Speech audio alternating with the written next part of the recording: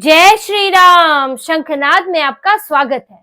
महाराष्ट्र की राजनीति के चाणक्य और महाराष्ट्र के सबसे शातिर नेता कहलाने वाले शरद पवार पर अब उनकी शातिरता ही भारी पड़ गई है और उनकी पार्टी उनके हाथ से निकलने वाली है। शरद पवार की पार्टी जल्द ही खाली होने वाली है। उनके सांसद और विधायक अब महायुति और उसमें खासतौर से बीजेपी का हाथ थामने वाले हैं।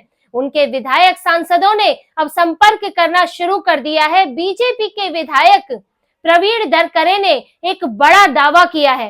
प्रवीण दरकरे जो विधायक तो है ही, साथ ही विधान परिषद में विपक्ष के नेता भी रह चुके हैं और बीजेपी के बड़े नेता में है, जाने माने नेता में है। और उन्होंने दावा किया है कि महाविकास आघाड़ी और खासतौर से शरद पवार के सांसद और विधायक अब बीजेपी में आना चाहते हैं, महायुति से जुड़ना चाहते हैं और अब उनका शरद पवार से मोह भंग हो गया है और कई सांसदों और विधायकों ने इसके लिए संपर्क किया है और उन्होंने कारण भी बताए हैं कि वो क्यों छोड़ना चाहते हैं और उन्होंने वहां महायुति में शामिल होने की जबरदस्त इच्छा जताई है। अब ये दावा किया गया है। देखिए, शरद पवार के पास इस वक्त 8 सांसद हैं और 10 विधायक हैं। तो विधायकों के मन में तो शंका पहले ही थी, लेकिन अब जो सबसे ज्यादा सामने आ रहा है वो है सांसदों का मामला।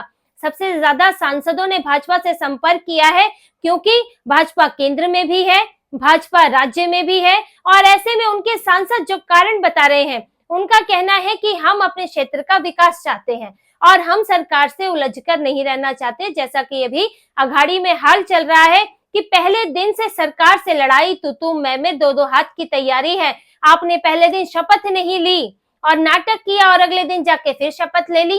शरद पवार के विधायक भी उसमें शामिल थे। हाँ, आदित्य ठाकरे जो है मोर्चा संभाले हुए थे क्योंकि उनके कंधे पे बंदूक रख के चलाई जा रही है। पहले उद्धव ठाकरे का इस्तेमाल किया, अब आदित्य ठाकरे का। लेकिन अब क्योंकि अघाड़ी एक साथ दिखना चाहता है तो शरद पवार के विधायकों ने भी शपथ नहीं ली थी और इसके बाद अगले दिन जब ये ड्रामा लगा कि काम नहीं कर रहा है तो अगले दिन जाके शपथ ले ली। तो पहले दिन से जो इन लोगों ने मोर्चा खोला हुआ है और पूरे महायुति गठबंधन से लड़ाई झगड़ा कर रहे हैं, इससे उनके विधायकों सांसदों का कहना है कि ये हालात ठीक नहीं है और इससे कल को हमें दिक्कत होगी क्योंकि शरद पवार को नहीं जाना है, हमको जाना होता है केंद्र के पास। हमें योजनाएं अपनी बतानी होती है, फंड चाहिए होता है और फिर हम अगर तालमेल बैठाकर काम नहीं करेंगे तो फिर सरकार हमारा साथ क्यों देगी। इसलिए थोड़ा सपोर्ट हमारी तरफ से भी होना चाहिए कि हम जनमत को कम से कम स्वीकार करें। आप विधानसभा में किसी मुद्दे पर आप विरोध कर रहे हैं, वो एक अलग बात है और वो उसकी जगह लोकतंत्र में होनी ही चाहिए, लेकिन कम से कम जो जनमत आया है, जो लोगों ने वोट दिया है, उसको स्वीकार करें और अपनी अपनी कॉन्स्टिट्यूएंसी में काम करें। जब आपने लोकसभा का जब जनमत आया था तो भाजपा ने स्वीकार किया था, लेकिन आप विधानसभा में जो है लड़ने को तैयार है, ईवीएम पर सवाल उठा रहे हैं और बार बार यहाँ तक कि चुनाव आयोग पर सवाल उठा रहे हैं, बैलेट पेपर की बात कर रहे हैं। और जो शरद पवार शुरुआत में मान रहे थे कि ये हिंदुत्व के कारण, हिंदू एकजुटता के कारण हमारी हार हुई है, वो भी अब ईवीएम का राग अलापने लगे। ये जाकर मरकवाड़ी गांव में अपना एक अलग से मॉक पोल करा रहे हैं इस तरह का कि चुनाव आयोग ने जो फैसला दिया है वो गलत है, अब हम ही चुनाव कराएंगे। इसका मतलब यही होता है कि हम चुनाव कराएंगे और हम देखेंगे कि कौन जीतता है और आप के कार्यकर्ता वहां पर वोट दे देंगे। अब इनके सांसद इस बात से परेशान हैं और देखिए सांसदों में भी कौन सांसद आए हैं जो संपर्क कर रहे हैं। ज्यादातर सांसद वो हैं, जैसा कि प्रवीण दरेकर ने बताया है, कि जिन लोकसभा क्षेत्रों के तहत जो विधानसभाएं आती हैं, जिन विधानसभाओं में बीजेपी की जीत हुई है।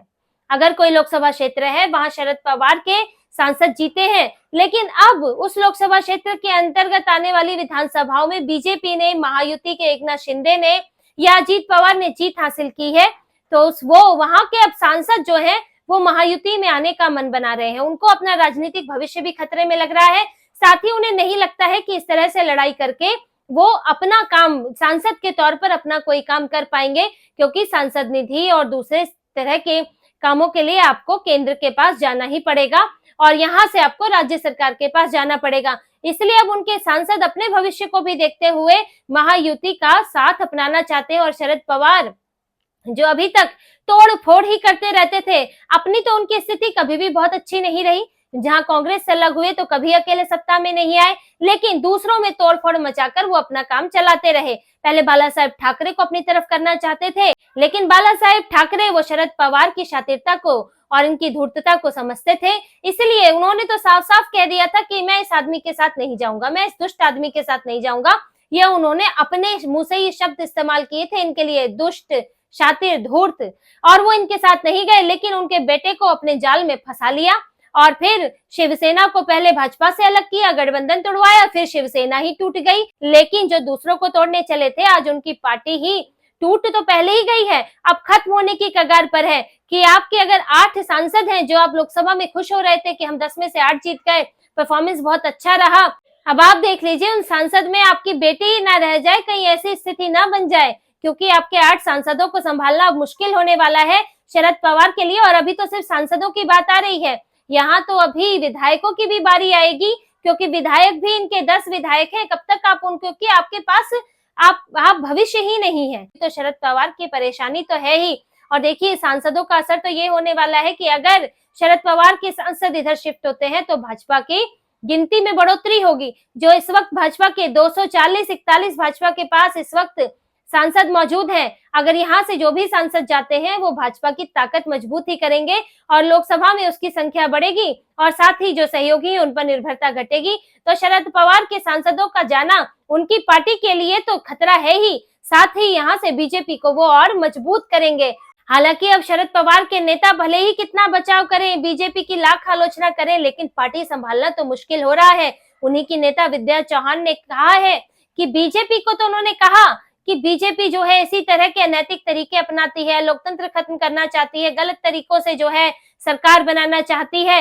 लेकिन वो ये नहीं बोल पाई कि ये खबर पूरी तरह से गलत है। उनका कोई भी सांसद, कोई भी विधायक जो है वो बीजेपी के संपर्क में नहीं है। ये विश्वास उनमें भी नहीं था कि उनके नेता जो है महायुति के संपर्क में नहीं है। और यहाँ देखिए, जब शरद पवार के सांसदों और विधायकों की बात आई तो शरद पवार से भी पहले किसको खलबली मची? शरद पवार का बयान नहीं आया अभी तक, लेकिन उससे पहले संजय राउत का बयान आ गया। संजय राउत बेचैन हो गए कि शरद पवार की पार्टी खाली होने वाली है, पार्टी खत्म होने की कगार पर है। तो वो बेचैन हो गए क्योंकि उनका जो दूसरा घर है या उनका जो दूसरा ठिकाना है वो तो अब शरद पवार ही है। और शरद पवार की पार्टी अगर खत्म हो जाएगी तो इन्होंने जो पूरा जाल बिछाया, हिंदुओं को तोड़ने की कोशिश की, हिंदुत्व को चोट पहुंचाई, शिवसेना को तोड़ा, तो सबका फायदा क्या होगा? आखिर भाई संजय राउत जो है वो तो ढूंढ रहे हैं अपना राज्यसभा का कार्यकाल 2028 के बाद भी बना रहे, चाहे शरद पवार के जरिए, कांग्रेस के जरिए, तो उस खेमे में मेरे लिए जगह रहे, मैं कल को किसी और का प्रवक्ता भी बन सकता हूँ। उनके संजय राउत के तो सारे विकल्प खुले हैं, इसीलिए उन्होंने अपनी बेचैनी में बयान दे दिया कि बीजेपी तो यही तरीके अपनाती है, बीजेपी के पास पैसा है और वो इनके पास पूरा एक सिस्टम है, तो वो ऑपरेशन लोटस जैसी चीजें चला सकती है और इसी तरह से वो पार्टियां तुड़वाती है। पहले शिवसेना तुड़वाई, फिर एनसीपी तुड़वाई, अब सांसद विधायक लेना चाहती है। तो संजय राउत ने अपनी भड़ास निकाली। अब इतना गुस्सा तो उन्हें इस पर भी नहीं आया था जब बीजेपी और एकनाथ शिंदे के नेताओं ने कहा था कि उद्धव गुट के कई विधायक उनके संपर्क में हैं। नतीजों के ठीक बाद 5 विधायकों ने एकनाथ शिंदे से संपर्क किया है और वो पार्टी में आना चाहते हैं, जिस पर एकनाथ शिंदे बाद में फैसला लेंगे। ये बात सुनकर भी संजय राउत इतना नहीं भड़के थे जितना शरद पवार की पार्टी के लिए भड़के हैं, क्योंकि उनकी पार्टी खत्म होने के कगार पर है। अगर पार्टी खत्म होगी, शरद पवार राजनीति से बाहर होंगे, तो फिर संजय राउत का क्या होगा? उनको तो अपने बुढ़ापे का ठिकाना चाहिए और वो तो वो अपना राजनीतिक भविष्य देख रहे हैं। और ये वो आदमी है जिसने कई शिव सैनिकों का राजनीतिक भविष्य खतरे में डाला। उनको जब बीजेपी से अलग तो किया ही, साथ में अघाड़ी के साथ ले गए। भविष्य तो वही खतरे में हो गया था। अगर एकनाथ शिंदे अलग नहीं होते तो पूरी शिवसेना का यही हाल होता। जब आपने उन्हें हिंदू हृदय सम्राट बाला साहेब ठाकरे की विचारधारा से अलग किया, उनके हिंदुत्व की विचारधारा से, उनके हिंदुत्व के एजेंडे से अलग किया, तो तभी शिवसेना खत्म होने के कगार पर आ गई थी, पतन शुरू हो गया था, क्योंकि आप अपनी मूल धारणा को से हट रहे थे, आपने अपनी आत्मा मार दी थी। अब जब आपके मूल विचार ही खत्म हो जाएंगे तो आपकी पार्टी खोखली हो जाती है। और अघाड़ी के साथ आना वही था तुष्टीकरण करना, इस्लामीकरण करना। लेकिन संजय राउत ने यह करवाया, पूरी चाल चली शरद पवार के साथ, उद्धव ठाकरे को अपने जाल में फंसाया और धीरे धीरे उन्हें बड़ा भाई, छोटा भाई और तरह तरह की बातें कहकर उनको जो है बीजेपी से गठबंधन से अलग करा के अघाड़ी के साथ बैठा दिया। और उद्धव ठाकरे वो तो अपने हैं ही कान के कच्चे और राजनीतिक अकल के कच्चे हैं ही, और वो इनके भड़कावे में आकर चल पड़े। और आज वही संजय राउत अब अपने लिए डर रहे हैं कि उनका दूसरा ठिकाना खतरे में है, और पहला ठिकाना भी खतरे में है, क्योंकि उद्धव ठाकरे की हालत भी ठीक नहीं है, उनके विधायकों का भी यही हाल है। जिस तरह से शरद पवार के सांसदों का कहना है, उनका ये कहना है कि हमारे कार्यकर्ता कह रहे हैं कि अब आपको महायुति के साथ जाना चाहिए। ये उनके सांसद कह रहे हैं कि हमारे कार्यकर्ताओं का कहना है कि अब अघाड़ी के साथ रहकर आप ना तो काम कर पाएंगे, ना आपका राजनीतिक भविष्य सुरक्षित होगा। ये जमीनी स्तर के कार्यकर्ताओं का कहना है, क्योंकि ये अघाड़ी का इस तरह का विरोध वाला रवैया, ढुलमुल रवैया, तुष्टीकरण का रवैया, इससे अब जो है इनके कार्यकर्ता ही परेशान हो गए, क्योंकि ये मुद्दे चल नहीं रहे हैं। और जिस तरह से हिंदुओं ने एकजुटता दिखाई है, तो उस बीच आप जितना तुष्टीकरण करोगे उतने हिंदू एकजुट होंगे। तो अब इनके कार्यकर्ता कहने लगे हैं कि आप जो है अब महायुति का साथ लीजिए। उसी तरह से उद्धव ठाकरे के कार्यकर्ता और विधायक कहने लगे कि अघाड़ी से अलग हो जाइए, अगर नहीं अलग होंगे तो फिर हम अपना रास्ता देखेंगे। ये बात उठने लगी है, ये उद्धव ठाकरे के घर बैठक हो, चाहे यहाँ रत्नागिरी में बैठक हुई है या अलग अलग जगह, कोंकण के और अलग इलाके में या मुंबई में जो इनके नेता जाकर बैठक कर रहे हैं, उसमें यही बात कही जा रही है कि अब जो है अलग होने का सही समय है, और अघाड़ी से अलग होकर आप अपना अलग से अपना हिंदुत्व दिखाइए, अपना हिंदुओं के प्रति अपना लगाव, हिंदू मुद्दे के प्रति अपनी वफादारी दिखाइए, तो आपको कुछ फायदा मिल सकता है बीएमसी में, वरना बीएमसी भी आपके हाथ से निकलने वाली है। और इतना ही नहीं, आपके विधायक सांसद भी निकलने वाले हैं। उद्धव ठाकरे के पास भी ज्यादा नहीं है, 9 सांसद ही हैं, और अभी तो जब वक्फ बोर्ड का बिल आएगा और उसके बाद यहाँ पर जब इनके सांसदों को चुनना होगा, तब असली हालत पता चलेगी उद्धव ठाकरे का, कि उद्धव ठाकरे को उनके जो सांसद है वो कितना उनका साथ देते हैं। लेकिन अभी भी उद्धव ठाकरे इतनी चेतावनियों के बावजूद भी अपने उसी विचार पर टिके हैं, अघाड़ी के साथ चिपके हुए हैं। संजय राउत अब जो है, पहले उद्धव ठाकरे को नचाया, अब बेटे आदित्य ठाकरे को नचा रहे हैं, रिंग मास्टर बने हुए हैं।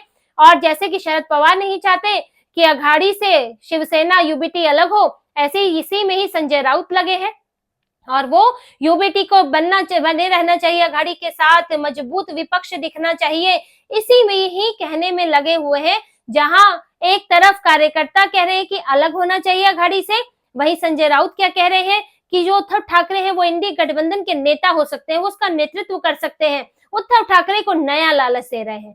अब आप देखिए, पहले मुख्यमंत्री बनने का लालच दिया, और अब लालच क्या दे रहे हैं कि अघाड़ी में आपकी 20 सीटें आई हैं, सबसे ज्यादा सीटें आई हैं, तो आप इंडी गठबंधन के नेता बन सकते हैं। यानी कि जो ममता बनर्जी दावा कर रही हैं, और यहाँ से कभी अखिलेश दावा करते हैं तो कभी लालू दावा करते हैं, अब इन्होंने उद्धव ठाकरे को भी उसमें घुसा दिया है, यानी और धसाते जा रहे हैं। तो ये संजय राउत अब जो अपना, तो इनका भविष्य खतरे में पड़ी गया है शरद पवार के साथ, लेकिन वो अपने साथ यहाँ उद्धव ठाकरे और अब आदित्य ठाकरे को भी लेकर डूबने वाले हैं। और शरद पवार अब वो उनकी शातिरता और उनका जो चाणक्य दिमाग, जैसा कि उनके लिए कहा जाता है, उनकी पार्टी के नेता ही कहते हैं, तो अब वो अपनी पार्टी को कैसे बचाते हैं और अपने कितने विधायक, कितने सांसद वो रख पाते हैं, अब ये देखना होगा।